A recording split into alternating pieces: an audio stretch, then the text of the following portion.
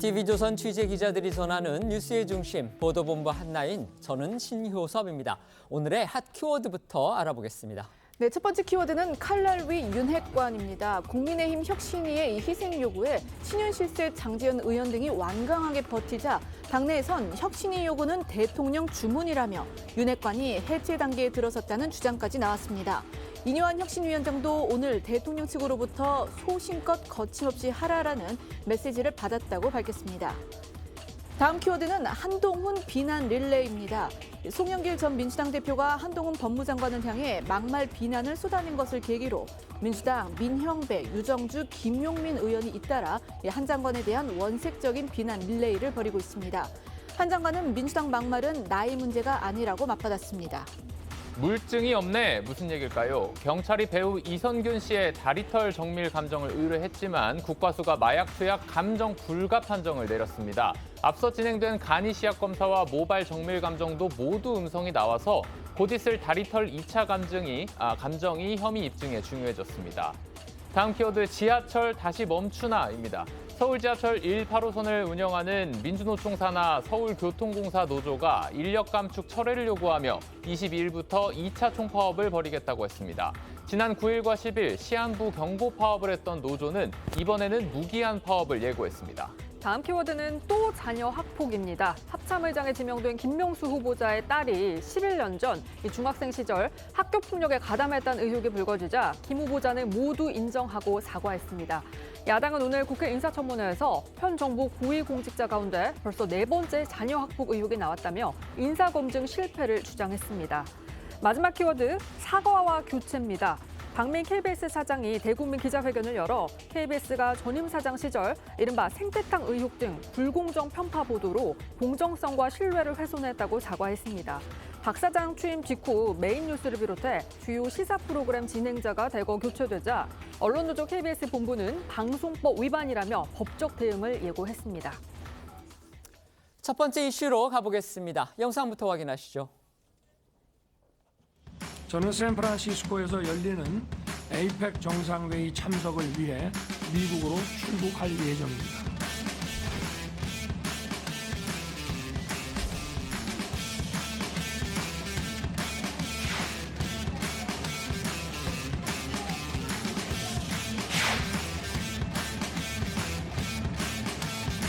각국 BIE 대표들을 직접 만나 부산 엑스포 유치를 위한 막판 총력전을 펼칠 것입니다.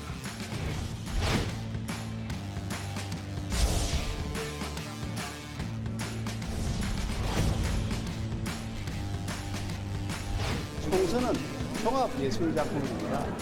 단편예술작품이 아니라 당을 중심으로 지도부가 총선을 종합예술 차원에서 잘 지휘해 나갈 것입니다.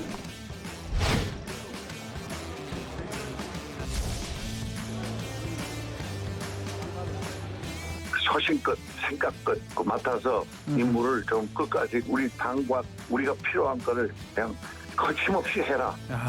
이런 신호가 왔어요.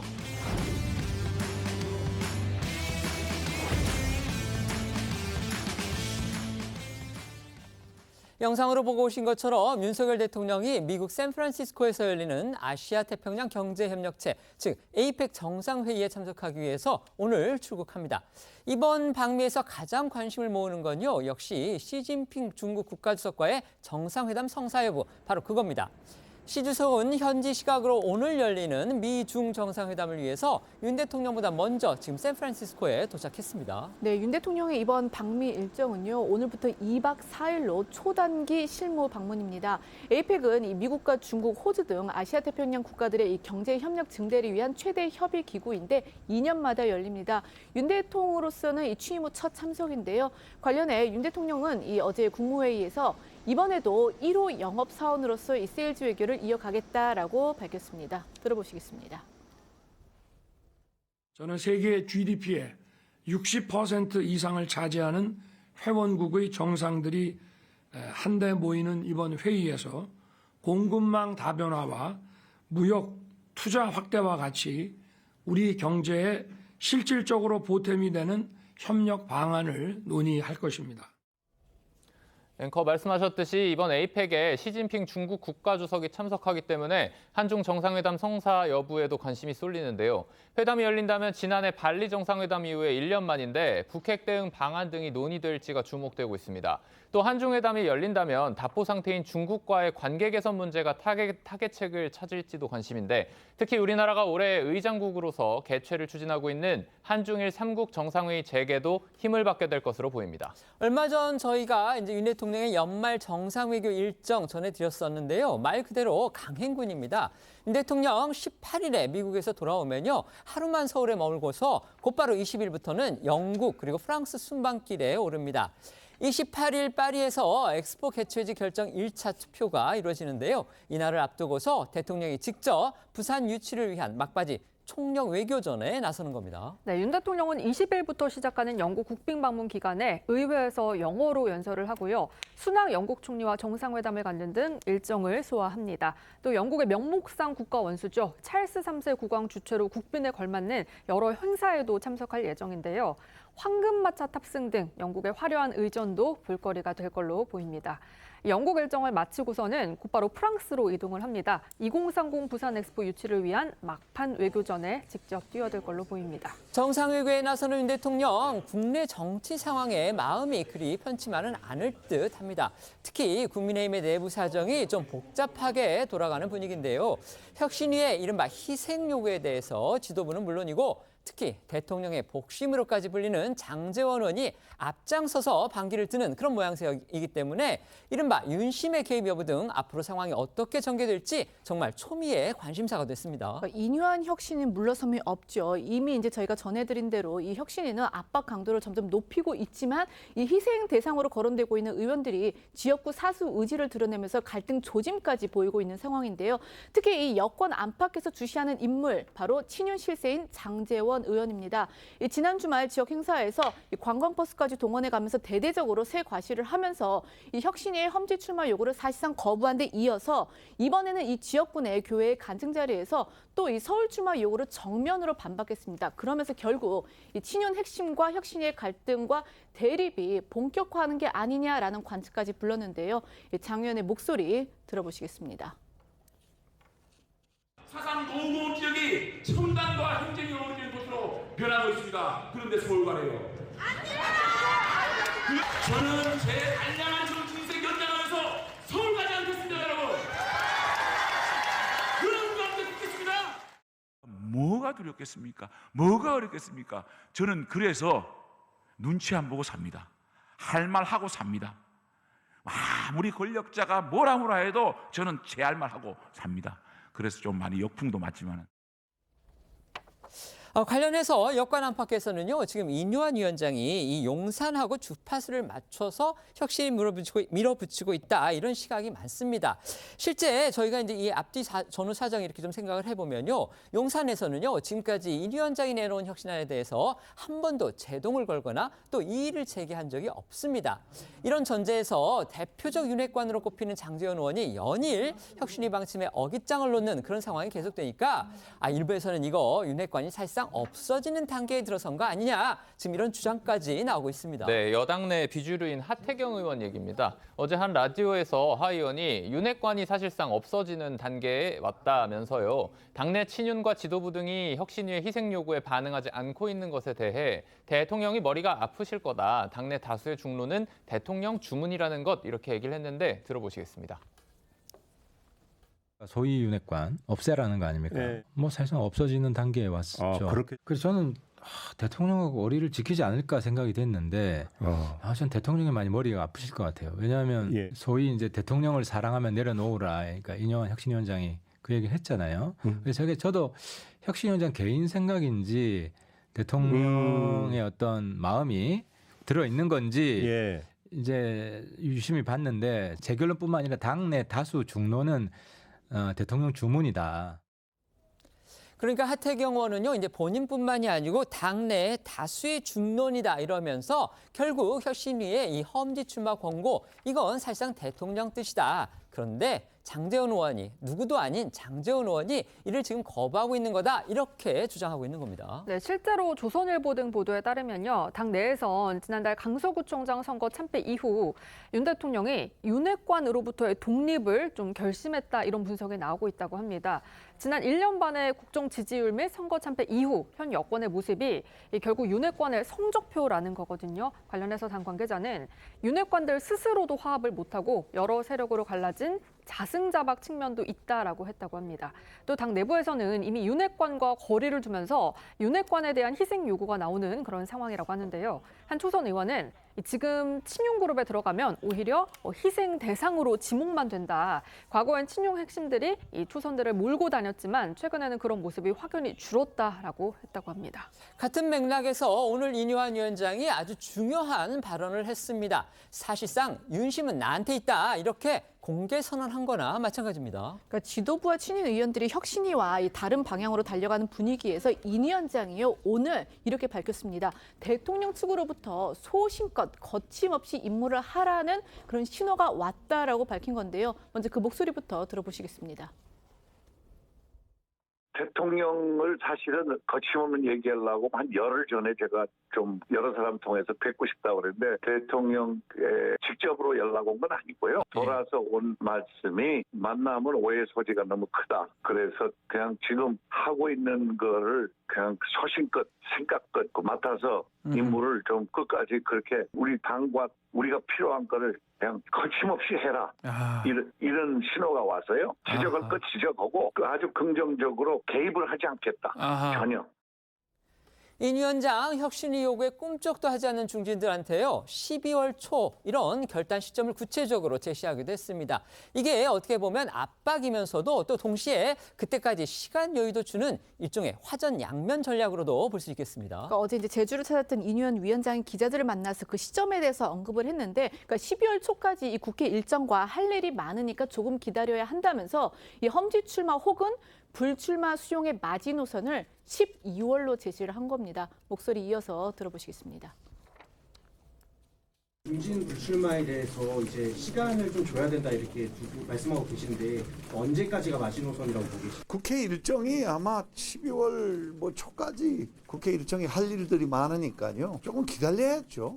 혁신위원들 보고 조금 자제하자. 조금 며칠만 좀 숨 쉴 공간을 주자. 예, 그래 좀 기다리는 겁니다. 이번 주말 지나고 또 꼭 매달 며칠까지 해라 말아라. 그것도 바람직스럽지 않아요. 지금 국회 일정이 남아 있어요. 특히 인유한 위원장은 앞서 보신 것처럼 장제원 의원이 혁신안을 사실상 거부하는 행보를 보이자 겉으로 무슨 행동을 했든 간에 속으로는 결단을 내리는 마음속에 씨름을 하고 있는 것 같다라는 주장을 하기도 했는데요. 그러면서 의원들이 의심의 여지가 하나도 없이 곧 결심을 할 것으로 본다 이렇게 덧붙였습니다. 목소리 이어서 들어보시죠.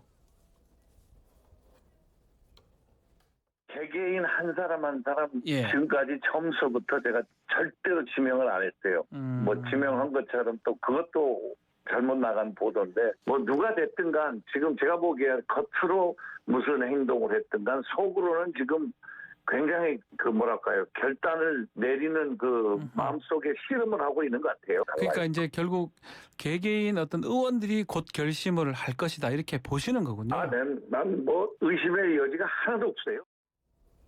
앞서 전해드린 그 녹취에서 인유한 위원장이 이렇게 얘기를 했습니다. 어제는 조금 우리 혁신위원들 보고 자제하자 이렇게 자신이 얘기를 했다고 했습니다. 이 얘기는 결국 혁신위 안에서 이 같은 지도부의 어떤 그 기류에 대해서 불만을 표시를 하면서 보이콧 주장까지 나왔다. 지금 이런 기사들이 나오고 있는 겁니다. 그러니까 어제 혁신위가 이제 밤에 회의를 진행을 했었는데 오후 9시부터 10시 반까지 온라인으로 회의를 가지면서 이 도덕성, 공정을 주제로 해서 혁신안을 논의를 했다고 합니다. 그런데 이제 이 자리에서 좀 불만의 목소리가 나온 게 중진, 이 친윤 의원들의 태도 변화가 있을 때까지 뭐 회의를 중단하자라는 의견도 나온 것으로 알려졌는데 이 혁신에 대한 관심이 권고 수용 여부에 집중이 된 상황에서 우리가 새로운 혁신안을 제안하는 게 무슨 의미가 있냐라는 겁니다. 그래서 당장 혁신위 내부에서는 일부 언론 보도 통해 나왔던 조기 해체를 실제로 주장하는 목소리가 나오기도 했다고 하는데요. 다만 인유한 위원장이 혁신위 권고에 대한 입장 표명 시점을 12월로 제시한 만큼 이때까지 회의를 중단하고 오히려 권고 대상자들에게 생각할 시간을 주는 게 더욱 중요하다는 게 혁신위 다수의 의견인 것으로 전해졌습니다.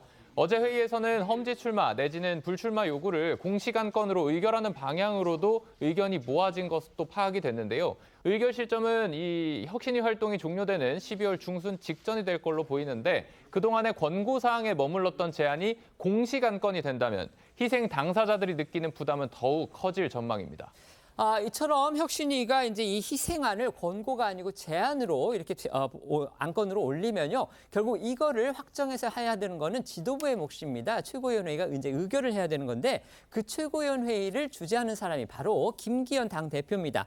자, 김기현 대표, 저희가 어제 전해드렸던 것처럼 어제 이 갈등 관측까지 무릅쓰면서 혁신위에 대해서 한마디를 했습니다. 결국 자신도 이 희생 대상에 지금 포함돼 있기 때문에 이런 점들을 의식해서 지금 하는 행동이 아니냐 이런 관측 나오고 있는데요.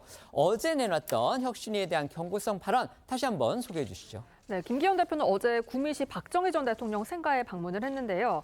일부 언론을 통해 제기되고 있는 이 혁신위 조기 해체론에 대해서 일부 혁신위원회 급발진으로 당의 리더십을 흔들거나 당의 기강을 흩뜨리는 건 하지 않아야 한다 이렇게 말을 했습니다. 네, 그러면서 정제되지 않은 얘기가 언론에 보도되는 것에 대해 당대표로서 매우 유감스럽다라고 했습니다. 이 발언을 두고서 일각에서는 사실상 김 대표가 인 위원장을 겨냥한 발언이다 이런 해석이 나왔는데요. 김 대표는 여기에 그치지 않고 오늘도 혁신위 위원들의 정제되지 않은 그런 발언이 언론을 통해 보도가 되고 다시 번복되고 하는 게 이게 당을 위해서는 바람직하지 않다고 했습니다. 목소리 듣고 오겠습니다.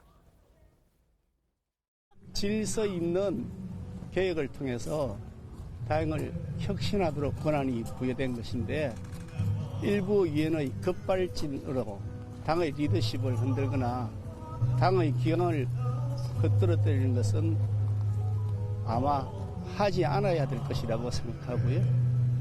그런 면에서 좀 더 권한과 책임 사이의 균형을 잘 유지하는 정제된 언행을 했으면 좋겠습니다. 우리 혁신위원회가 당의 체질을 개선하고 당의 면모를 일신하기 위해서 발전적 대안을 제시하고 있는 것을 매우 고무적으로 생각하고 당연히 존중합니다. 다만 이제 정제되지 않은 발언들이 언론을 통해 보도되고 또 그것이 번복되거나 혼선을 일으키는 모습은 혁신을 위해서도 또 당을 위해서도 바람직하지 않다는 생각이 말씀을 드리고요. 양측의 갈등 시각에 대해서요. 인요한 위원장 그리고 지도부 일단 선을 긋는 그런 분위기입니다. 먼저 인요한 위원장은 이 혁신위가 조기 해산 등 굉장히 극단적인 수를 두고 있는 것 같다라는 이제 보도가 나오니까 김기현 대표가 오해해서 받아들일 수 있는 것 같다라면서 이 조기 해산설에 대해서는 오보라고 이야기를 했습니다. 그리고 윤희석 당 대변인도 이 혁신위와 지도부의 갈등이라기보다는 역할이 어차피 둘이 다르기 때문에 혁신위가 주장하는 것과 또 지도부에서 받아들일 수 있는 것은 다를 수도 있다는 게 드러났다고 생각을 했다라고 했습니다. 각각의 목소리 들어보시겠습니다. 우리가 조기 해산하고 굉장히 이제 극단적인 수를 두고 있다. 근데 그게 오보도였고요. 아마 대표님께서 우리 협박하는 게 아닌가 이렇게 충분히 받아들일 수 있는데 제가 제주도에 가서 우리 임기는 크리스마스 전이다. 좀 속도를 좀 줄여라. 왜 이러냐 자꾸. 언론 여러분 조금 빨리로 우리나라가 이게 멋지게 발전했는데 정치는 조금 천천히 하자. 한강의 기적을 이룬 위대한 민족입니다. 이제는 여의도의 기적을 바랍니다. 혁신이가 지도부 사이에서 갈등을 하는 것 같은데 어떻게 보시는 것 갈등이라기보다는요. 역할이 어차피 다르기 때문에 혁신이가 주장하는 거 하고 또 지도부에서 받아들일 수 있는 거하고 다를 수도 있는 게 지금 드러났다고 생각합니다. 윤핵관이라는 표현 저희가 이제 그냥 일반적인 톡칭처럼 쓰이고 있는데 정식으로 말하면 이제 윤석열 당신 대선 후보입니다. 윤석열 후보의 핵심 관계자 이 말의 줄임말입니다. 이게 어떻게 생각하는지 여러분들 아마 기억하실 겁니다. 대선 과정에서 당시에 이준석 당 대표하고 이제 갈등을 일으킨 그다음에 이준석 대표에 대해서 경고와 비판의 목소리를 냈던 사람. 그게 이제 자신의 이름을 감추고서 당시 언론에서 윤석열 후보 측 핵심 관계자 이렇게 나가니까 이준석 당시 대표가 윤핵관들 물론 물러나라 이런 식으로 이제 공세를 폈고요. 지금도 이준석 당대표는 윤핵관의 정계 은퇴를 주장하면서 그렇게 돼야 국민의힘과 여권이 변했다고 생각을 하고 자기도 협조할 수 있다. 지금 이렇게까지 전제 조건을 내세우고 있는 겁니다. 그런데 최근에 장제원 의원, 이제 윤핵관의 아주 대표적인 인물로 꼽히는 사람이죠. 장제원 의원이 혁신위의 희생 요구에 대해서 정면으로 반기를 드는 그런 양상이 보이니까 하태경 의원이 이거 윤핵관 결국 지금 무너지고 있는 거 아니냐? 없어지는 없어가는 그런 시그널 아니냐? 지금 이렇게 해석을 하고 나온 겁니다. 자, 이거 일리가 있다고 보십니까? 네. 일리가 있는 것 같습니다. 그러니까 해체되어 가느냐 그랬는데 이미 실질적으로 해체된 거 아니냐 싶을 정도가요. 이미 장제원 의원하고 권성동 의원의 그 사이는 오래전부터 갈라져 있었고요. 윤핵관의 대표적인 두 인물이죠. 네. 불과 얼마 전까지만 하더라도 윤핵관 사인방과 대통령이 뭐 식사를 했다 그러는데 지금 일련의 장제원 의원의 반발을 보면 대통령하고 전혀 소통이 지금 안 되고 있다는 걸 우리가 확인할 수가 있습니다. 이런 상황에서 윤핵관은 해체가 된 거나 다름없는데 문제는 그러면 이 윤핵관 소속 의원들이 내년 총선에 자기 지역구에서 출마하느냐, 이건 또 별개의 얘기거든요. 이 사람들에게 지역구를 포기하라 하게 되면은 내년 4월에 수도권에 나와서 갑자기 경쟁력이 생길 리도 만무하고 또 일단 4월에 총선에 자기가 다시 한번 국회로 진입하게 되면은 그때는 아마 이 윤핵관은 말할 것도 없고 뭐 윤핵관 호소인 또 신윤핵관, 찐윤핵관 많은 사람들이 있는데 이 사람들 중에 당선된 사람은 대통령 권력으로부터 상당한 자율성을 누리려고 할 겁니다. 그렇기 때문에 이 사람들이 이제 총선에 나오느냐 안 나오느냐 또는 서울의 수도권에 출마하느냐가 지금 혁신위의 성패를 가늠하게 생겼는데요. 이 혁신위로서는 그렇기 때문에 이들에게 어떻게 명예로운 출구를 제공하느냐인데 여의치가 못하다라는 게 문제인 것 같고요. 지금 변수는 두 가지가 있습니다. 12월 11일 예비 후보를 등록하는데 이들이 희생을 하게 되면 그 자리를 누가 메꾸느냐 하는 것하고 그다음에 12월 27일에 뭐 이준석 전 대표가 신당을 만든다 하고 민주당에서는 뭐 55 클럽이라든지 또는 도이치모터스 관련해 가지고 특검을 지금 패스트트랙으로 얻는다 그러는데 그런 변수들이 여전히 남아 있다. 그래서 그런 상황에서 절박하게 활로는 모색하겠지만 윤핵관은 해체되어 가느냐 그러면 아까 처음에 말씀하셨듯이 해체되었다라고 저는 봅니다. 네. 이른바 윤핵관 해체 수순으로 가고 있는 것 같은데 그렇다면 그것이 누구의 뜻일 것인가. 지금 인유하는 혁신위원장이 대통령의 뜻이라는 걸 감추지 않고 있는 것 같습니다. 그런데 당내에서도 이런 낮은 국정 지지율 그리고 강서구청장 선거 대패 책임이 윤핵관의 성적표라는 이런 인식이 있었다고 하는데 그 윤핵관의 성적표라고 할 수 없죠. 대통령의 성적표였던 것입니다. 그렇다면 그 정치적 책임을 이른바 윤핵관이라고 분류됐던 지금은 대통령과 거리를 두게 된 사람들이 지라고 하는 그 요구를 그대로 수용할 수 있을 것인가. 이게 안건으로 의결될 사안도 아니라고 보고요. 기본적으로 개인 정치인들의 결단의 문제인데 이걸 강요하는 순간 저는 국민의힘이 상당한 경랑에 휩싸일 수 있고 오늘 인유한 위원장의 인터뷰가 본인이 대통령의 대리인격이라고 이야기를 하는 순간 대단한 정치적 파장을 낳을 수 있다고 생각됩니다. 지금 국민 입장에서는 이제 국민의힘이 뭔가 좀 경랑에 차라리 휩싸여서 뭔가 좀 크게 바꿔라 이런 요구가 있는 것도 사실이기 때문에 정말 이 논의가 앞으로 어떻게 전개되고 또 그것을 국민이 어떻게 평가할지 이거는 정말 저희가 지켜봐야 할 대목 같습니다. 자, 야권의 움직임도 알아보겠습니다. 단연 정치권의 지금 화제는요. 야당 의원들이 한동훈 법무부 장관을 향해서 비난 발언들을 정말 릴레이처럼 이어가고 있다는 겁니다. 송영길 전 대표가 어린 놈 발언으로 스타트를 끊더니 어제는 급기야 이 짐승을 뜻하는 금수라는 말까지 나왔습니다. 네, 말씀하신 것처럼 지난주 이 송영길 전 대표의 어린 놈 발언으로 시작이 된 이 한동훈 장관을 향한 야권 인사들의 비난 발언이 도를 넘고 있다라는 지적이 나오고 있는데요. 어제는 이 민주당 내에서 한 장관을 금수에 빗댄 비판까지 나왔습니다.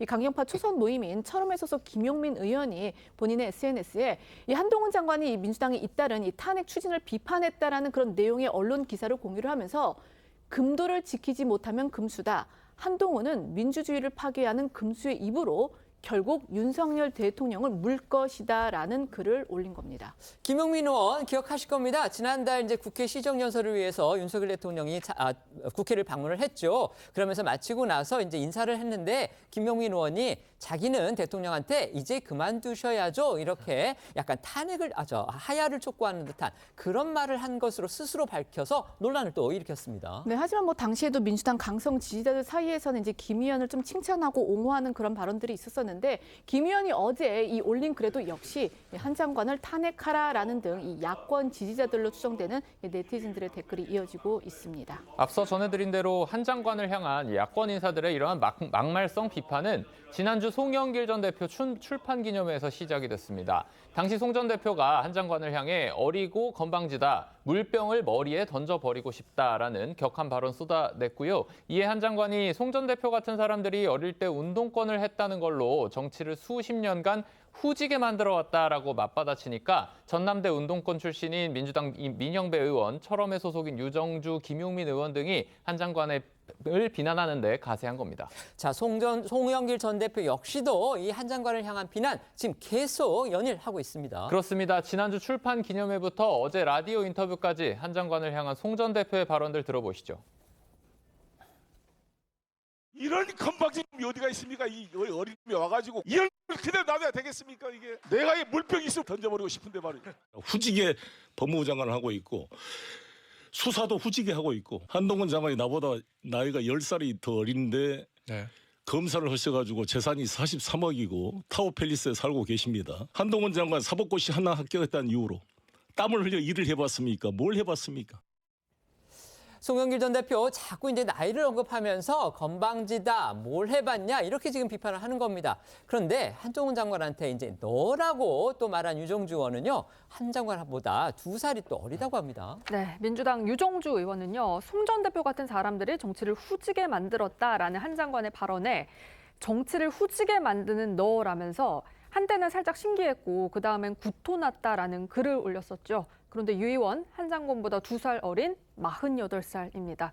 앞서 송 전 대표가 나이를 운운하면서 50세 장관을 어리고 건방지다라고 비판한 상황에서 한 장관보다 2살 아래인 유 의원이 한 장관을 너라고 지칭하자 일각에선 내로남불 아니냐 이런 비판이 나오기도 했는데요. 관련해서 한동훈 장관은 저희 TV조선과 통화에서 유정주 의원 발언에 대한 입장을 묻는 질문에 민주당 막말은 나이가 문제가 아니라고 했습니다. 유정주 의원과 관련한 논란, 이것이 또 끝이 아닙니다. 그 내용도 소개해 주시죠. 그러니까 어제 새벽 유정주 의원이 정치인을 혐오 어휘로 부르지 말자면서 이 한 장관을 너라고 지칭한 것에 대해서 뭐 자중하겠다는 취지로 글을 올리면서 또 본인의 주장을 이어갔습니다. 그러니까 불편했던 분들에게는 죄송하다면서도 장관님이라는 표현은 차마 입에서나 글에서나 나오지 않았다고도 했고요. 또 자신도 자중할 테니 입에 담긴 이 혐오적인 어휘로 정치인들을 부르지 말기를 약속을 하자면서 그러면서 또 이제 같이 붙인 말이 노무현, 김대중, 문재인 대통령을 꼬아 부른 흉측함에 너라는 표현이 뭐 비교나 되느냐라고 덧붙이기도 했습니다. 그리고 여기서 이제 문재인 대통령을 지칭을 할 때 문재신 대통령이라고 좀 이렇게 잘못 적기도 했었습니다. 해당 글에 대해서 이제 네티즌들은요, 이게 어떤 의도냐, 이해할 수 없는 글이다라는 반응도 이어졌고 또 이 문재인 대통령의 이름을 문재신으로 오타낸 것에 대한 뭐 반응도 좀 있었습니다. 이 관련해서 한 장관을 금수에 빗대 이 비판을 한 김용민 의원의 이 오늘 오전 발언과 또 야권 인사들의 비판에 대한 어제 한 장관의 반응까지 이어서 들어보시겠습니다. 정상적인 사고방식, 정상적인 합리적인 이성을 가지고 한 발언이라고 보기 어렵다라고 저는 판단해서 금수라는 표현을 썼고, 결국에 한동훈 장관의 이런 무분별한 입이 결국에는 윤석열 정권에 굉장히 큰 부담이 될 것이고 윤석열 대통령을 나중에는 물 수도 있다. 저는 그렇게 보고 있습니다. 송영길 전 대표나 아니면 민영배 의원은 계속 강도 높은 좀 발언들을 하고 있는데 여기에 대한 입장은 또 있으실까요? 국민들께서 이번 기회에 그분들의 말과 그동안의 행동에 대해서 잘 보고 판단하실 거라고 생각합니다. 그런데 민주당 안에서는요, 이와 같은 한 장관을 향한 이제 비판 릴레이 여기에 대해서 뭐 잘한다 이런 목소리도 물론 있겠지만 못지않게 이 걱정하고 우려하는 목소리도 커지고 있다고 합니다. 네, 한 장관과의 이른바 말 대결로 한 장관 정치적 체급을 또 한 번 올려주는 것 아니냐는 그런 우려의 목소리가 또 나오는 건데요. 경향신문에 따르면 민주당 의원들 사이에서는 한 장관이 자기 존재감을 부각시키려고 하는데 굳이 말려 들어갈 필요가 있느냐, 한 장관을 공격해버리면 오히려 한 장관에게 떡을 주는 결과다라는 이야기들이 나오고 있다고 하고요. 또 일각에서는 총선을 앞두고 일부 의원들이 극성 지지층 호응을 얻기 위해서 의도적으로 거친 발언을 하는 것 아니냐는 시각도 있다고 하는데요. 한 의원은 한 장관을 때리면 강성 지지층으로부터 지지를 받고 자기 이름이 알려지는 것이다. 한동훈은 한동훈대로 크고 자기도 큰다고 생각하는 건데 이렇게 말한 것으로도 전해집니다. 관련해 오늘 오전에 송영길 전 대표를 비판한 이원욱 의원의 이야기도 들어보겠습니다. 송영길 대표는 최근에 보여주는 행보가 진짜 우리 386 대표 정치인으로서 저런 용어를 써도 돼? 저렇게 혐오 정치를 해도 뭐 후지다 뭐 등등 이런 표현들이 막 나오는데 그런 것들은 진짜 정치인으로서는 해야 되지 말아야 될 역할 아닌가 싶고 오히려 본인의 개인의 문제만이라를 떠나서 586, 386 정치인을 몰락시키고 있는 그러한 모습을 보이고 있는 거 아닌가 싶습니다. 민주당 움직임에서 논란거리가 된 거 어제 또 있었습니다. 바로 검찰총장 탄핵 이야기를 이제 흘리고 난 다음에 30분 만에 거둬들인 바로 그런 소동이었습니다. 어쨌든 공식적으로는 당 지도부가 선을 그었는데요. 하지만 이 친명계 일각이라든지 그다음에 일부 의원들 사이에서는 결국 이원석 검찰총장 탄핵해야 한다. 그를 위해서 이 현실화시키려는 움직임이 있다. 이런 보도들 이어지고 있습니다. 네, 민주당 핵심 관계자 말로 이재명 대표와 소수 지도부를 중심으로 이원석 검찰총장 탄핵을 논의 중이다라는 보도들이 나오고 있는 건데요. 동아일보에 따르면 민주당 한 관계자는 이 대표도 주변에서 이 총장 탄핵 요구가 있다는 점을 알고 있고 탄핵 추진 여부를 검토하는 초기 단계다라고 말한 것으로 알려졌고요. 또 다른 핵심 관계자 역시 이 총장을 포함해서 김건희 여사와 연관된 의혹을 수사하는 담당 검사 그리고 지휘선상에 있는 사람들에 대한 탄핵을 검토하고 있다면서 다만 아직은 검토 초기 단계라서 이 소수 지도부만 이와 관련된 논의를 진행하고 있다라고 설명한 걸로 알려졌습니다. 하지만 오늘 오전에 홍익표 원내대표는 이런 보도 내용들을 부인했거든요. 직접 들어보겠습니다. 이원석 검찰총장 탄핵 얘기도 나오던데. 그건 전혀 검토된 바가 없습니다. 어떻게 그런 내용이 나갔는지 모르겠고요. 한 언론에 보도가 됐는데 그런 보도가 나갈 때는 그래도 크로스 체크를 좀 해야 되지 않을까 싶습니다. 그 개인적인 의견을 들었다고 하더라도 원내 공식 라인에 대해서 이런 게 맞냐라고 확인하고 보도를 내야 되는데 그렇지 않고 나간 건 굉장히 유감스럽습니다.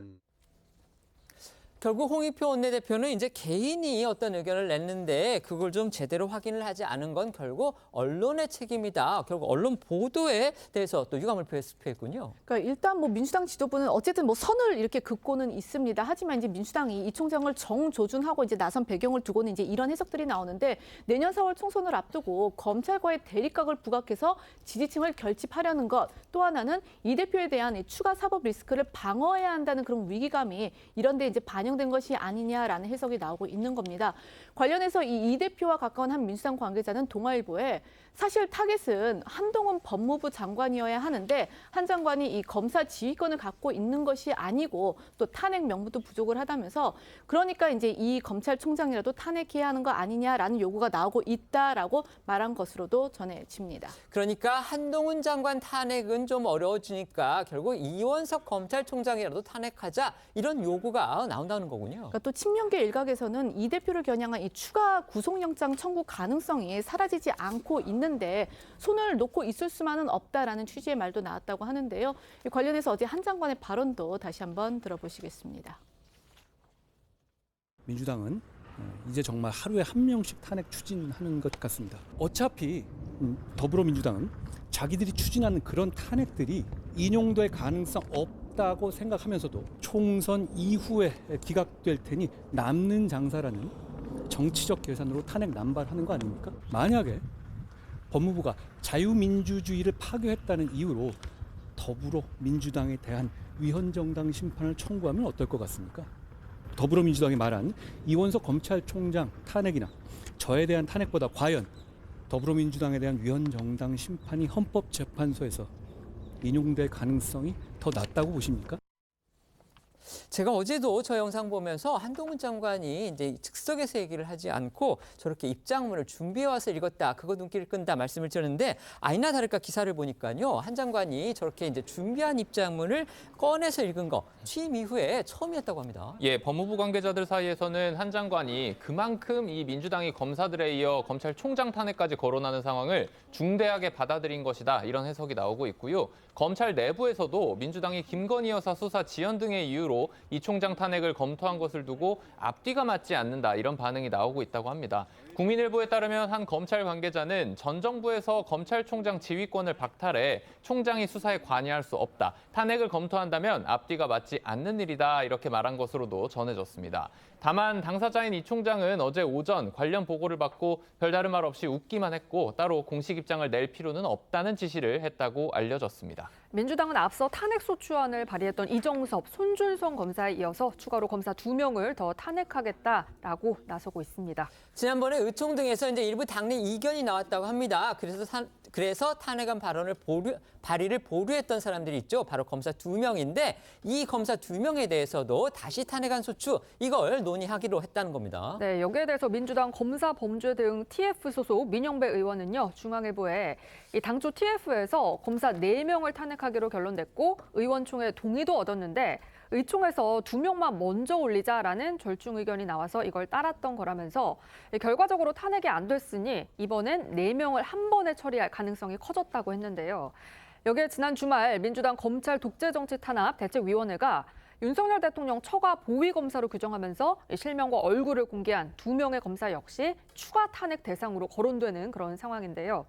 민주당은 이들 검사들 이 김건희 여사의 도이치 주식 저가 매수 의혹, 또 김 여사 오빠의 범죄 혐의를 축소 적용했다라고 주장을 하고 있는데 검찰 측은 적법한 절차에 따라 강도 높은 수사가 이루어졌다라고 반박하고 있습니다. 검찰을 향한 민주당의 계속되는 탄핵 움직임에 국민의힘에서는 강한 비판이 쏟아지고 있습니다. 어제 장동혁 원내대변인은요, 민주당이 이 대표 방탄을 위해서라면 묻지도 따지지도 않고 무차별적으로 탄핵을 하려 한다라고 비판을 했고요. 오늘은 이 박정하 수석 대변인이 이쯤 되면 1일 1탄핵, 습관성 탄핵 전문 정당이라는 수식어가 어울릴 정도라고 꼬집었습니다. 반대로 민주당이 계속해서 탄핵을 추진했으면 한다라고 말한 이 김웅 의원의 주장은 어떤 이야기인지 들어보시겠습니다.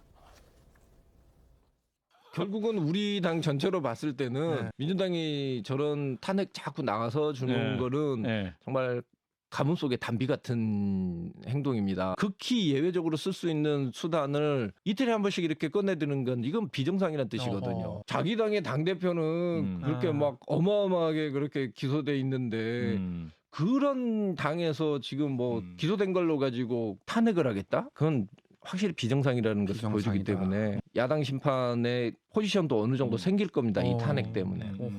저는 뭐 개인적으로 하시라고 계속 탄핵하라. 송영길 전 민주당 대표가 한동훈 장관에 대해서 공개적으로 막말에 가까운 비난 발언을 쏟아냈죠. 그런데 그 이후에 민주당이 이제 초선 강경파원들을 중심으로 해서 어떤 분은 또 초선도 아닙니다. 한 장관에 대해서 정말 저희가 보통 일상생활에서도 이게 서로에 대해서 좀 하기에 꺼려지는 그런 조금 민망한 얘기들, 민망한 단어들을 동원을 해서 지금 한 장관을 비판하고 또 비난하고 있습니다. 자, 어떤 의도이고 이게 어떤 영향을 줄 걸로 보십니까? 사실 송영길 대표에게 어떤 전략적인 치밀한 의도가 있다라고 보여지진 않고요. 굉장히 감정이 격앙돼서 한 것 같습니다. 그러면서 혐오의 말들을 사실 주고받는 게 더 큰 문제라고 생각하고 그 문헌이 상승하고 있다는 게 더 국민들께 불편함을 드린다는 생각이 들고요. 한동훈 장관이 그렇다면 이 국면에서 정치적인 이득을 얻을 것인가? 대처하는 방식에 있어서 본인에게도 마이너스로 작용하는 부분이 분명히 있는 것 같습니다. 지금 송영길 전 대표지 않습니까? 정치 일선에 나서고 있지 못합니다. 나설 수 없고요.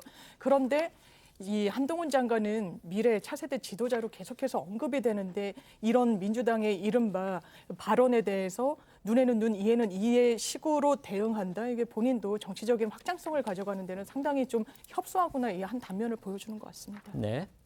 과거에 그런 말들을 했습니다. 윤석열 검찰총장을 대통령에게까지 이르게 한 그렇게 키워준 장본인은 추미애 장관이다 그랬는데 지금 송영길 대표가 자칫 그 역할을 지금 한동훈 장관을 향해서 대행할 수도 있을지 모르겠다라는 생각마저 드는 매우 거친 발언입니다. 저는 솔직히 586 정치인의 마지막 절규 같은 느낌을 받으면서 그러한 막말에 느닷없이 철험회에 또 몇 명이 같이 올라타가지고 거의 하나의 어떤 상황을 만들어내는데 이것이 우리나라 국민들의 수준을 정말 그저 자기네들의 지지자들인 개딸들 수준으로 보는 것인가, 침묵하는 다수의 어떤 합리적인 유권자들에 대해서 전혀 고려가 없는 것이 아닌가라는 생각이 들고요. 또 탄핵 같은 거 이렇게 남발하는 거 있지 않습니까?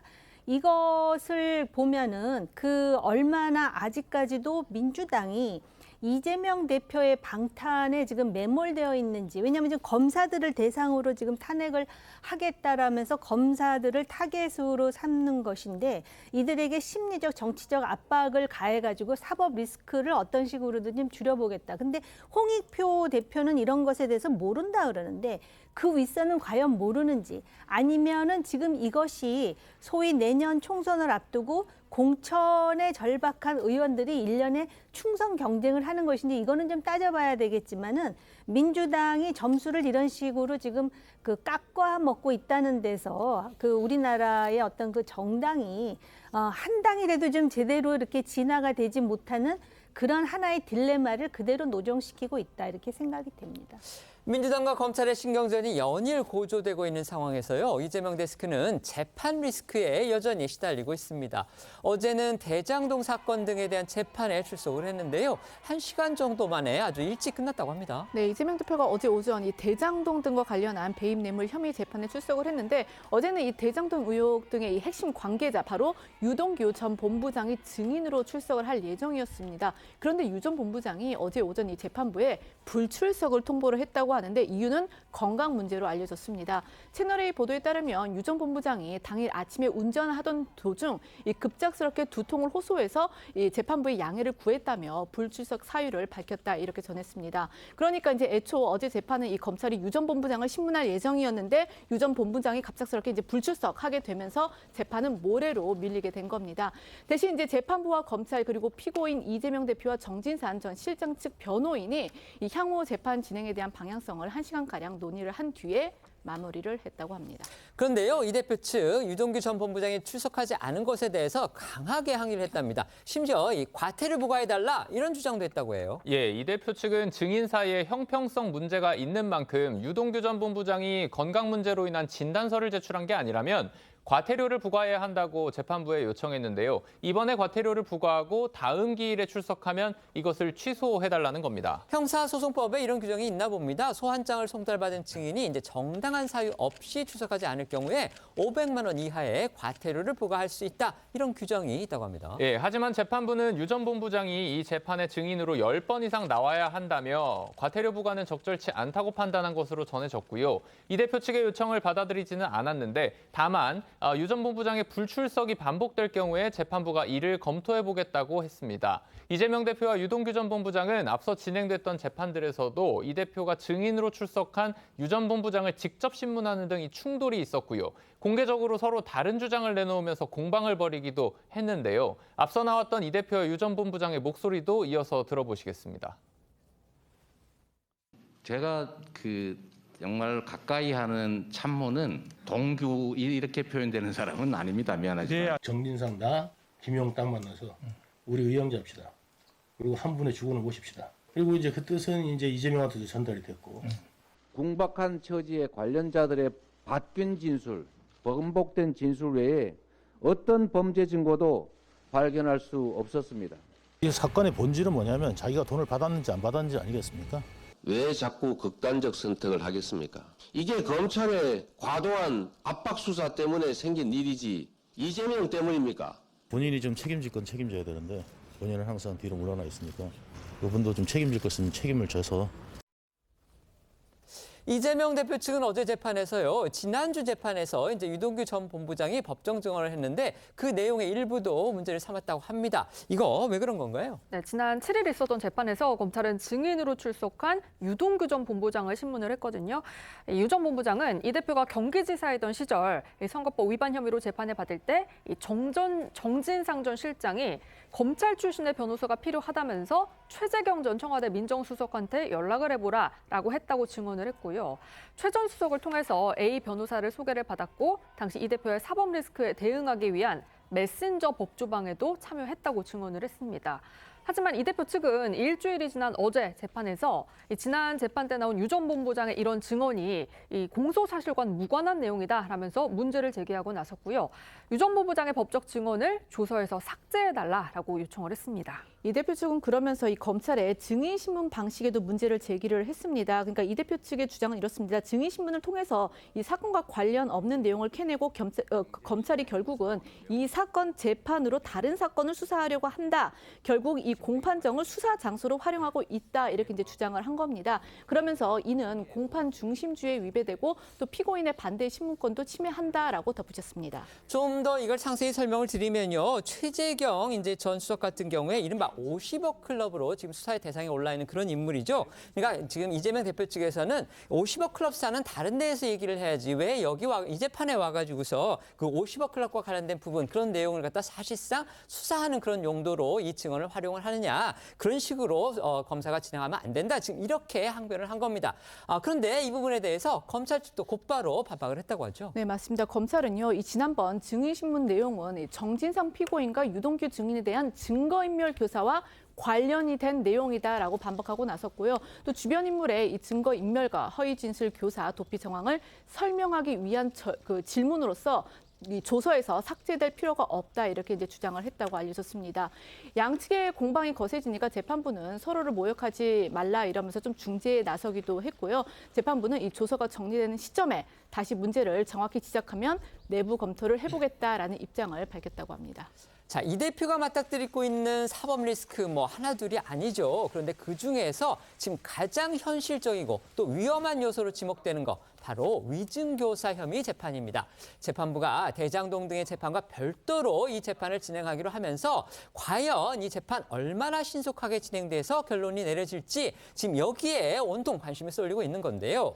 재판부가 이 대표 변호인 측을 향해서 이 수사 기록 한 달이면 검토할 수 있을 것이다. 이런 취지의 입장도 밝혔다고 합니다. 예, 이 대표 위증교사 사건을 분리 재판하기로 결정했던 지난 13일 날 법정에서 나온 이야기입니다. 당시에 재판 부담을 둘러싸고 이 대표 측과 검찰 측의 법정 공방이 치열했다고 하는데 이 대표 측은 위증교사를 별도로 진행하면 재판을 준비할 시간이 절대적으로 부족하다고 주장했다고 합니다.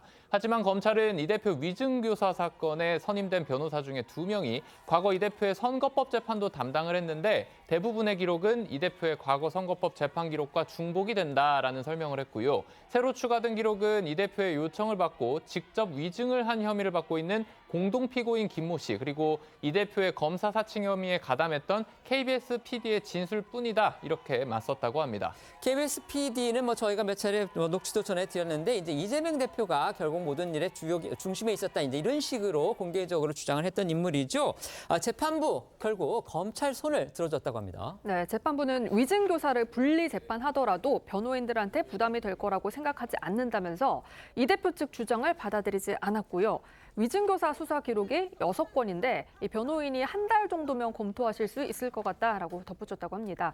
실제로 조선일보에 따르면 검찰이 재판부에 제출한 이 대표의 위증교사 수사 기록 총 6건이라고 하고요. 한 건이 500쪽 안팎이기 때문에 총 3,000쪽 정도다라고 볼 수 있는데 앞서 이 대표가 기소된 이 대장동, 위례, 백현동 등의 수사 기록과 비교하면 이 100분의 1 수준이라고 합니다. 또 앞서 전해드린 대로 대부분의 기록은 이 대표가 지난 2018년 받았던 이 선거법 재판에서 이미 나왔던 그런 자료인 것으로 전해졌습니다. 이런 재판부의 말로 비춰보면 결국 내년 4월 총선 전에 1심 선고가 나올 가능성 상당히 높은 거 아니냐 이런 추측도 가능하겠습니다. 그러니까 이제 법조계에서는요, 이 대표의 이 위증교사 유무죄 판단은 오랜 시간이 걸릴 수 없는 사건이다. 그러니까 총선 전에는 1심 선고가 나와야 정상적인 재판이다라는 이제 의견도 나오고 있는 상황인데요. 이 대표가 증인 김모 씨에게 위증을 요구한 그 녹취록이 물증으로 확보가 확보가 되어 있는 데다가 또 김 씨 역시 이 대표의 요청대로 위증을 했다고 검찰에 자백한 상태이기 때문입니다. 또 이 대표의 아까 말씀하셨던 그 검사 사칭을 함께했던 KBS PD 역시 이 대표의 혐의가 사실이라고 진술하고 있기 때문인데요. 관련해서 이 대표는 이 위증교사 분리 재판 결정에 대해서 별다른 입장을 내놓지는 않았습니다. 한동훈 법무부 장관은요, 정상적인 진행이고 또 당연한 결과라고 일축했는데요. 이 두 사람 입장도 들어보시겠습니다. 재판 결국 분리되는 총선 전에 결론 날 수도 있다는 전망도 있는데요. 무죄 입증 자신 있으신가요? 이재명 대표 위증교사 사건이 이제 별도 심리로 진행이 되는데 좀 이에 대한 입장이 좀 있으실까요? 정상적인 진행 아니겠습니까? 사건이 전혀 다른 데다가 뭐 김 씨는 뭔 죄라고 그 재판에 맨날 몇 년 동안 불려가야 됩니까? 너무 당연한 겁니다. 여기에 대해서요, 이 대표로부터 이제 위증을 요청받고 실제로 그 증언을 한 김모 씨. 법정에서 이 위증을 한 게요, 이 대표가 경기도지사 시절 받았던 이 선거법 재판에서 최종적으로 무죄 확정을 받는 거, 여기에도 핵심적인 영향을 미쳤다. 이런 또 분석이 나오고 있습니다. 네, 저희도 몇 차례 전해드렸는데 이 대표, 이 변호사 시절에 검사 사칭 혐의로 유죄 확정 판결을 받았죠. 이후에 경기도지사 선거 토론회에서 검사 사칭은 누명을 쓴 것이다 이렇게 주장을 해서 사실과 다른 허위 사실을 유포한 혐의로 선거법 재판을 받았지만 최종적으로 대법원에서 무죄 확정 판결을 받았습니다. 어찌 보면 검사 사칭 혐의는 소명이 된 건데 이를 선거 과정에서 부인한 게 허위 사실 유포라는 혐의는 무죄로 다른 판단이 내려진 겁니다. 재판부는 누명을 썼다는 이 대표의 발언이 사실 적시가 아니고 의견 표명이라고 판단한 것으로 보입니다. 당시 재판 기록 등을 보면 증인 김모 씨는 법정에서 검사 사칭 사건을 이재명으로 몰아가자, 즉 이 대표에게 책임을 씌우자라는 혐의가 있었다고 위증을 했고요. 재판부는 김 씨의 위증을 토대로 이 대표의 발언을 사실관계로만 판단하지 않고 의견 표명으로 판단했을 가능성이 크다는 분석입니다. 관련해서 앞서 경기도지사 선거 토론회를 전후로 나왔던 이재명 대표의 주장들도 들어보겠습니다. 검사 사칭은 제가 한 게 아니라 방송국 PD가 사칭해서 전화하는 것을 제가 검사 이름을 알려줬다는 이유로 누명을 쓴 겁니다. 갑자기 PD가 검사를 사칭하면서 전화했기 때문에 제가 검사 사칭을 도와준 것 아니냐는 의심을 받았고, 재판 과정에서 공판 조서, 또 통화 기록 이런 게 나오면서 PD가 이미 수차례 검사를 사칭해서 취재를 시도했던 것이 밝혀졌습니다. 제가 시켜서 한 게 아니라는 게 드러난 거죠. 결국은 도와준 걸로 인정이 되긴 했습니다만, 하여튼 그 본질은 부정부패에 대한 이 폭로 행위 때문에 생긴 일이었다라는 점들을 좀. 이 대표가 결국 위증교사 혐의가 유죄로 확정이 된다. 그러니까 위증을 통해서 결국 자기의 무죄를 받아냈다. 이런 부분이 확정이 된다면 어찌 보면 이 위증교사가 성공을 거둔 그런 케이스가 되는 거기 때문에 판결도 결국 형량이 매우 높게 나올 가능성이 있다. 지금 이런 해석까지 나오는 겁니다. 네, 앞서 이 대표 구속영장을 기각했던 재판부 역시 위증교사 혐의에 대해서는 소명이 된다고 판단을 했거든요. 위증교사 혐의가 유죄로 인정이 되면 보통 집행유예나 벌금형이 선고가 되고요. 이 선출직 공직자는 집행유예 금고 이상의 형을 받으면 직을 상실하게 됩니다. 법조계에서는 징역 6개월에서 1년 6개월인 위증교사 혐의 기본 형량을 감안할 때 이 실형 선고 가능성도 제기가 되고요. 한 법조계 관계자는 이 법원을 속이는 행위는 죄질이 안 좋을 뿐만 아니라 이 대표의 사건처럼 위증을 교사하거나 이 재판 결과에 영향을 미쳤을 경우 형량이 가중된다고 말하기도 했습니다. 앞서 서울중앙지검장 역시 이 대표의 위증교사 혐의에 대해서 이렇게 중대한 사안은 처음이다라고 설명하기도 했거든요. 들어보겠습니다. 위증교사 사건은 현직 도지사로서 자신의 정치적 운명이 걸린 공직선거법 위반 사건 재판에서 가짜 증인을 내세워서 이미 판결로 확정된 사안이 사실관계를 조작했던 사건이고, 그로 인해 실제로 무죄를 받았습니다. 저도 수사를 진행하면서 이처럼 중대한 사안은 처음입니다. 다만 어쨌든 저희가 지금 전해드리고 있는 이런 혐의 내용은요, 대부분 검찰의 수사 내용을 기반으로 해서 지금 전해드리고 있다는 겁니다. 결국 이재명 대표 본인도 위증교사 의혹 이거 검찰이 쓴 소설이다 이러면서 의혹 전면 부인하고 있는 그런 상황입니다. 따라서 법원이 어떻게 판단을 할지 이 부분은 저희가 기다려 봐야 합니다. 지난 13일에 있었던 돈봉투 재판의 후폭풍도 짚어보겠습니다. 검찰이 당시 법정에서 이른바 돈봉투를 받은 의원들로 의심되는 사람 7명의 실제 이름을 거론을 했죠. 하지만 당사자들 이제 그동안은 명확한 입장을 밝히지 않아서 저희가 그 반론을 전해드리지 못했는데 강하게 부인하고 나섰습니다. 네, 어제 저희도 전해드렸죠. 지난 13일 재판에서 검찰이 증인 신분으로 나온 강래구 전 한국감사협회장에게 앞서 검찰 조사에서 윤관석 의원이 2021년 4월 29일 돈봉투를 살포한 의원이 이성만, 임종성, 허종식, 김영호, 박영순, 이용빈, 윤재갑 이렇게 7명 정도라고 진술했는데 사실이냐 이렇게 물었고요.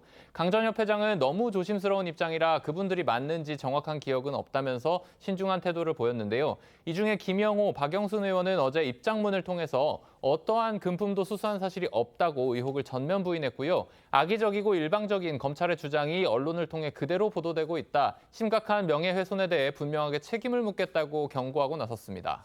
어쨌든 이처럼 당사자들이 지금 부인을 하고 있기 때문에 법정에서 과연 이게 어떻게 다뤄질지 저희가 그 진행 상황 지켜봐야 할 텐데요. 검찰 측 이처럼 법정에서 돈봉투 수수 의심 의원들이 실명을 거론한 거 이번이 또 처음이 아니었습니다. 결국 이제 검찰이 그만큼 결국은 혐의 입증에 이제 자신이 있다 이렇기 때문에 이렇게 이름까지 결국 드러내 보인 거 아니냐 이런 추측도 가능하고요. 결국 현역 의원들에 대한 강제 수사를 확대하겠다 이런 신호로 해석해 볼 수도 있겠습니다. 네, 검찰은 앞서 지난 8월이죠. 윤관석 의원 영장실질심사에서 돈봉투 수수 의심 의원 19명을 특정했던 것으로 알려졌고요. 지난달 있었던 재판에서는 증인으로 출석한 이정근 전 민주당 사무부총장에게 녹취록 속에서 언급했던 인천 둘이 이성만, 허종식 의원이고 종성에는 임종성 의원이 맞냐라고 질문을 하기도 했거든요. 여기에 이 전 부총장 네라고 답했다고 합니다. 관련해 앞서 나왔던 돈봉투 관련 녹취록 다시 한번 들어보겠습니다. 5명이 빠졌더라고. 오늘 안 나와갖고. 아니 모자라면 오빠 채워야지 무조건. 그래서 하는 김에 다 해야지. 그래서 우리 하여튼 이나 이나 이 둘은 또 호남이잖아. 거기 해야지 오빠. 아이 오빠 호남은 해야 돼. 그래서 나는 인천 둘하고 원래 안 주려고 그랬는데 얘들이 보더니 또 형님 한 개 우리도 주세요. 또 거기서 3개 뺏겼어. 이재명 민주당 대표가 위증교사 혐의로 재판에 넘겨졌습니다. 그리고 얼마 전에 그 재판부, 그러니까 사건을 배당받은 재판부가 이걸 대장동 등의 그 사건과는 별도로 심리하겠다 이렇게 이제 결정을 하면서 과연 그 1심 선고가 내년 총선 전에 나올 수 있을지 지금 초미의 관심사가 되고 있습니다. 그런데 지금 아까 저희도 전해드렸듯이 일부 보도를 보니까 재판부가 지난 13일에 이런 얘기를 했다고 합니다. 자, 수사 기록 많다고 하지만 변호인 측이 한 달이면 검토할 수 있을 것이다. 지금 이렇게 얘기를 했기 때문에 그렇다면 이거 재판도 상당히 예상만큼 일찍 끝날 수 있는 거 아니냐. 지금 이런 관측이 더 커지고 있는 듯합니다. 실제 그렇게 볼 수 있을까요? 사실 6,000페이지면 형사기록치고 양이 어마어마한 건 아니라고 볼 수 있고요. 이게 기록 검토에 시간이 많이 걸리진 않을 텐데 일단 법원이 1, 2월 달에 휴정기도 있고 또 법관 인사가 있어서 2월 달에 지금 예정돼 있다고 그렇습니다. 하죠. 네. 그래서 통상적으로 사건이 더디게 진행되는 그 시기이기도 하고요. 아마 이재명 대표로서는 증인을 부르지 않을 수가 없을 겁니다. 무죄를 다투는데 사실상 자백을 했다는 위증교사의 대상자인 이 김모 씨. 불러서 반대 신문을 정말 치밀하게 할 수밖에 없거든요. 근데 증인을 부르면 또 이 증인 신문 기일을 재판부가 맞추느라고 대단히 또 뒤로 밀리는 경향도 있고 또 하나의 쟁점은 이걸 위증교사를 무릅쓸 만한 사건이었냐. 아까도 기자님 짚어주셨지만 의견 표명이라고 해서 지금 무죄가 나온 것 같거든요. 왜냐하면 난 누명을 썼다. 이건 허위사실 적시라기보다는 어떤 나는 억울하다는 의견을 표명한 것이라서 공직선거법상 허위사실 공표에 해당하지 않는다라고 봤다면 그 의도와 관련 관련해서도 굳이 이럴 필요가 없었는데 그렇다라고 하는 이 증인 그 위증 교사를 받았다는 사람의 말만으로 유죄를 또 인정할 수 있을 것인지 등등이 또 쟁점이 될 것 같습니다. 알겠습니다. 지금 현 재판부가 이제 대법원장이 지금 공소이기 때문에 이른바 김명수 재판부가 여전히 다 법원에 있다. 그래서 재판을 이제 지연시키고 뭐 일부러는 아니겠지만 어쨌든 너무 늦게 재판한다는 지적이 많지 않았습니까? 근데 이런 상황에서 과연 이 재판까지 지연이 된다고 그러면 이제 여권에서는 굉장히 강하게 반발할 것 같아요. 네. 자, 어떻게 예상을 하십니까? 그러니까 이제 지연이 된다는 기준이 내년 총선에 1심이 나오느냐 안 나오느냐의 기준을 가지고 여권이 얘기하는 생각하는 건데요. 기준이겠죠. 네. 그런데 일반적으로 위증 교사를 했을 때 얼마나 걸리느냐 1심 재판에 보통 한 달에서 한 4, 5개월 걸린다 그래요. 그다음에 형이 얼마나 나오느냐 오늘 뭐 언론에 다 나와 있더라고요. 그렇게 보면은 위증 교사 재판과 관련해서 평등이라는 관점에서 이게 대충 얼마나 나오겠다라는 거는 이제 예상이 되고요. 양형 기준도 있으니까요. 그렇습니다. 그리고 설사 총선 이후에 된다고 하더라도 1심 결론이 그 이후에 나온다 하더라도 지금 대선을 노리고 있는 이재명 대표로서 그것이 상당히 걸림돌이 될 수밖에 없고요. 그다음에 조금 전에 이제 그 의견을 표명한 것이다라고 얘기하셨는데 그 증인 중에 한 사람인 김모 씨는 오히려 자기 보고 위증을 해달라고 교사했다는 녹취록을 갖고 있습니다. 그러니까 검사들은 지금 뭐라 그러냐면 그거 틀기만 하면 사건 끝난다. 자료도 대장동의 100분의 1밖에 안 되고 한 달이면 읽어본다고 하지 않습니까?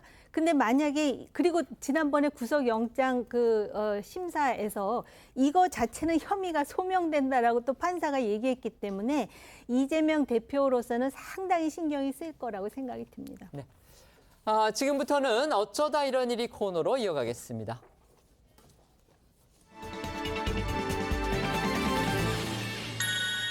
첫 번째는요, 감정 불가입니다. 마약 투약 혐의를 받고 있는 배우 이선균 씨의 모습이 보입니다. 이거 어떤 내용입니까? 이선균 씨는 앞서 간이시약 검사에서 음성이 나온 데 이어서 모발 등을 채취해 진행한 국과수 정밀 감정에서도 음성 판정을 받은 것으로 알려졌었는데요. 그런데 이 국과수의 검사를 맡았던 이선균 씨 다리털에서 이 감정 불가 판단이 나온 것으로 전해졌습니다. 경찰은 지난달 이선균 씨의 1차 조사 당시 모발과 함께 다리털을 채취해서 국과수에 맡겼다고 하는데요. 국과수에서 이선균 씨 다리털을 검사한 결과 채모 중량 미달로 감정이 불가능하다는 의견을 경찰에 제출했다고 합니다. 저희가 자꾸 이거 말을 참 언급을 하는 게 좀 민망합니다. 하지만 이게 현실이기 때문에 어쩔 수가 없습니다. 자, 그러니까 채출된 이선균 씨의 채모 그 양이 검사 시료로 사용하기에는 충분하지가 않았다. 지금 이런 얘기입니까? 그러니까 왜 애초에 그러면 시료를 충분하게 보내지 않았는데 이제 이런 궁금증이 들 수가 있는데, 그러니까 제가 이걸 국과수를 통해서 좀 문의를 해봤더니 일반적으로 마약 검사를 할 때 채모의 경우에는 최소한 30mg 정도가 필요하다고 합니다. 그런데 이제 이게 사람에 따라 다리털 뭐 두께 등의 차이가 있고 길이 등의 차이가 있어서 이게 이제 개수로 세게 되면은 중량에 미치지 못하는 경우가 종종 있다라고 하고요. 아마도 이번에도 좀 그런 경우가 아닌가라고 이제 조금 조심스럽게 추측되는 부분이 있습니다. 어쨌든 이제 국과수에서 채모 중량 미달로 이 감정이 불가능하다 이렇게 판단을 받은 만큼 경찰은 조만간 이선균 씨를 다시 소환해서 조사를 할 때 이 다리털을 다시 채취를 해서 추가 감정을 의뢰하는 방안도 검토하고 있는 것으로 전해졌습니다. 앞서 이 마약 투약 혐의로 집행유예를 받은 가수 겸 배우 박유천 씨의 경우 이 다리털 정밀 감정에서 양성이 나오면서 마약 투약 혐의가 입증된 바가 있었기 때문에 경찰은 이선균 씨 역시 이 다리털 정밀 감정을 이 물증 확보에 중요한 기회로 보고 있는 것으로 보입니다. 어쨌든 이제 다시 검사를 한다고 하니까요. 그 결과도 저희가 봐야 되긴 하겠지만 잇따라 이 혐의를 입증한 물증 확보에 경찰이 실패를 하면서 결국 수사가 벽에 부딪힌 거 아니냐 지금 이런 지적도 나오고 있습니다. 네, 이선균 씨 지난 경찰 조사에서 평소 알고 지낸 유흥업소 실장에게 속았고 마약인지 몰랐다 이렇게 진술한 것으로 전해졌는데요. 이 때문에 혐의 입증을 위한 객관적 증거가 무엇보다 중요한 상황이었죠. 앞서 두 차례 소환 당시에 이선균 씨 모습 먼저 보시죠. 이런 불미스러운 일에 연루되어서 많은 분들께 큰 실망감을 드린 점 진심으로 사과드립니다. 죄송합니다. 오늘 조사에서 마약 투약 혐의 인정하셨나요? 예, 그것 또한 다 솔직하게 제가 기억하고 있는 거 다 사실대로 다 말씀드렸습니다. 마약 투약은 전혀 없었다라는 입장이신가요? 그것도 다 솔직하게 말씀드렸습니다. 네, 죄송합니다. 국가수 정밀 검사에서 음성이 나왔는데 그거에 대해서는 어떤 입장이십니까? 뭐 관계없이 다 사실대로 솔직하게 말씀드렸습니다. 현재 심경은 어떠십니까? 예, 모든 분들께 죄송하다는 말씀드리고 싶습니다. 죄송합니다. 자, 물증 확보에 난항을 겪으면서 일각에서는 경찰이 명확한 근거 없이 무리한 수사를 하는 게 아니냐는 시선도 나오고 있습니다. 이와 관련해 경찰은 마약 범죄 수사는 국과수 감정 결과뿐만 아니라 관련자 진술과 포렌식 자료 등을 종합해서 혐의 유무를 판단한다면서 음성이 나왔다고 해서 무리한 수사를 했다고 하는 건 무리한 판단이 아닌가 싶다라고 반박했습니다. 또 이 사건은 죽이 될지 밥이 될지 모르는 상황인데 불에 안 치기도 전에 알려진 것이다라고 설명한 바도 있었습니다. 결국 앞으로 수사가 어떻게 진행될지 이 부분 궁금해집니다. 일단 지난달 경찰은요, 이성균 씨 1차 소환 때 압수를 했던 이 휴대폰, 디지털 포렌식 등에 집중할 것으로 보입니다. 또 관련인들의 진술과 이 정황 등 인적 증거 확보에도 더욱 적극적으로 나설 것으로 예상이 되는데요. 그리고 이제 경찰은요, 최근 이성균 씨에게 마약을 무료로 제공한 혐의를 받고 있는 의사를 입건하고 압수수색한 상태입니다. 여기서 확보한 그 처방 기록 등을 통해서도 이 물증 확보에 속도를 낼 것으로 보입니다. 두 번째는요, 끈질긴 빈대입니다. 참, 빈대 때문에 정말 전국이 난립니다. 네, 말 그대로 전국이 초비상인데요. 권익위에 따르면 이 빈대 관련 민원도 일주일 새 3배 가까이 늘어난 것으로 집계가 됐습니다. 빈대 관련 이 민원 내용을 보면요, 주로 지하철과 KTX에 천 소재 의자를 교체를 해달라거나 숙박업소나 고시원, 찜질방 등 이 다중 이용 시설과 물류센터 택배 상자까지도 철저히 소독을 해달라 이런 요구가 많았다고 합니다. 이렇게 이제 빈대 관련한 민원이 쏟아지면서 권익위는 국민 피해를 막기 위해 빈대 확산 방지 관련 민원 예보를 발령을 하고 관계기관에 철저한 대책을 당부한 상태입니다. 사실 우리나라에서 이 빈대 문제가 이제 적극적으로 이 관심을 받게 된 거는 인천의 한 찜질방에서 빈대가 발견됐던 바로 그 일 때문이었죠. 뭐 그때만 해도 일이 이렇게까지 크게 번질까 이런 생각도 했었는데 정말 예산 일이 아닌 상황으로 지금 일이 커지고 있습니다.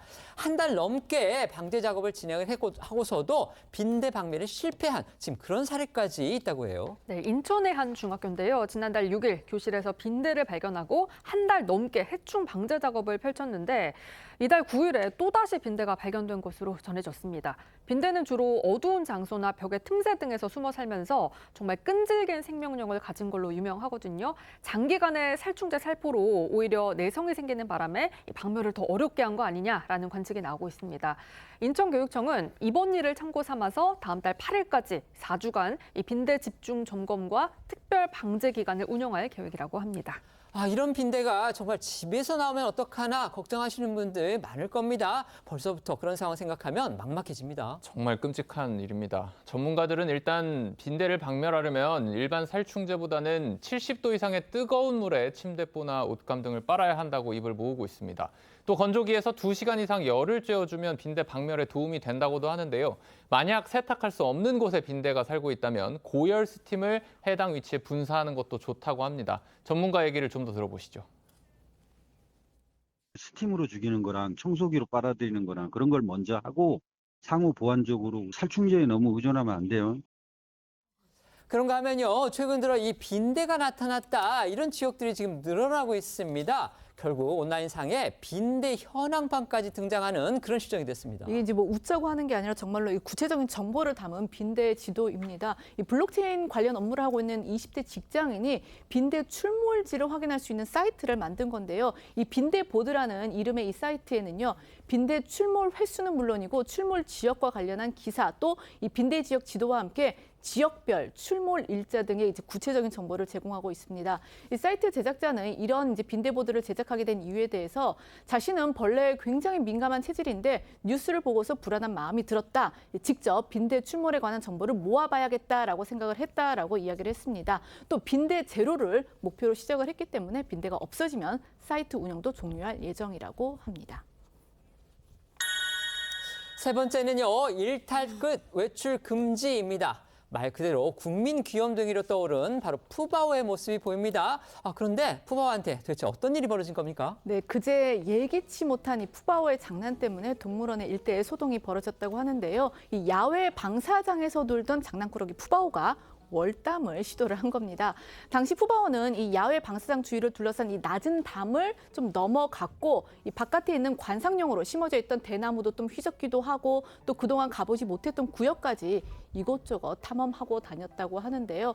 사육사들이 말릴 때까지 한 10여 분간 푸바오는 소소한 일탈을 즐겼다고 합니다. 이 푸바오의 월담 소동 영상으로 직접 보시겠습니다.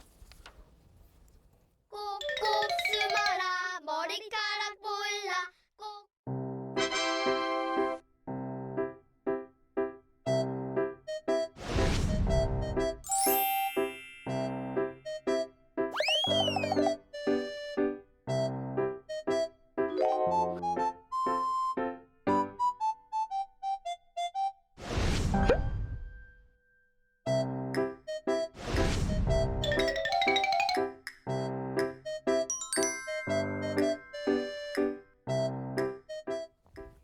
푸바오 이제 개인적으로는 짜릿한 일탈을 즐겼겠지만요. 하지만 저것 때문에 한동안 외출 금지를 당하는 그런 신사가 됐다고 합니다. 네, 이게 뭐 벌을 주려는 의도는 아니고요. 좀 더 튼튼하게 울타리를 보강하기 위해서 잠시 푸바오를 야외 방사장으로 내보내지 않고 있다고 합니다. 다만 실내 방사장에서는 푸바오가 자유롭게 놀고 있기 때문에 관람객들은 큰 불편 없이 푸바오 볼 수 있다, 만날 수 있다 이런 예정이고요. 한편 지난 8일에도 푸바오가 한 차례 월담을 했던 적이 있다고 합니다. 그래서 이 잦아지는 탈출 시도를 우려하는 시선도 있는데요.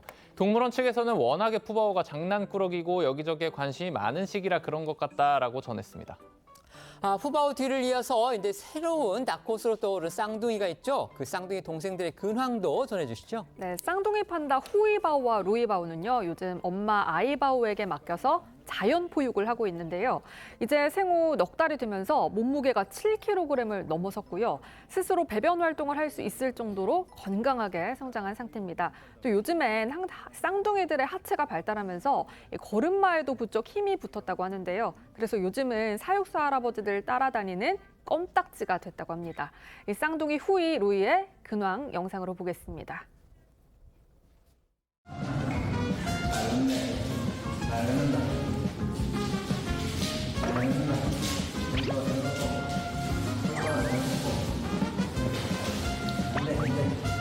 카메라 만지는 거 아니야.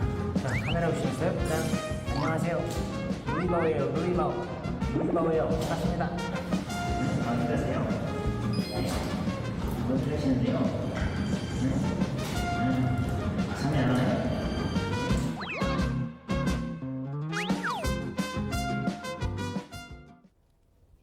네, 루이바오와 호이바오는요, 생후 6개월이 되는 내년 초쯤 방사장으로 나올 예정인데요. 이 판다는 보통 독립 생활을 하기 때문에 각자의 방사장에서 관람객들과 소통을 하게 되는데 현재 동물원의 방사장은 2곳뿐이라서 향후 방사장에도 변화가 있을 거다라는 전망이 나오고 있습니다. 저희는 1분 뒤에 다시 돌아오겠습니다. 오늘 준비한 소식은 여기까지입니다. 저희는 내일 오후 1시에 더 핫한 소식으로 찾아뵙겠습니다. 시청해 주셔서 고맙습니다.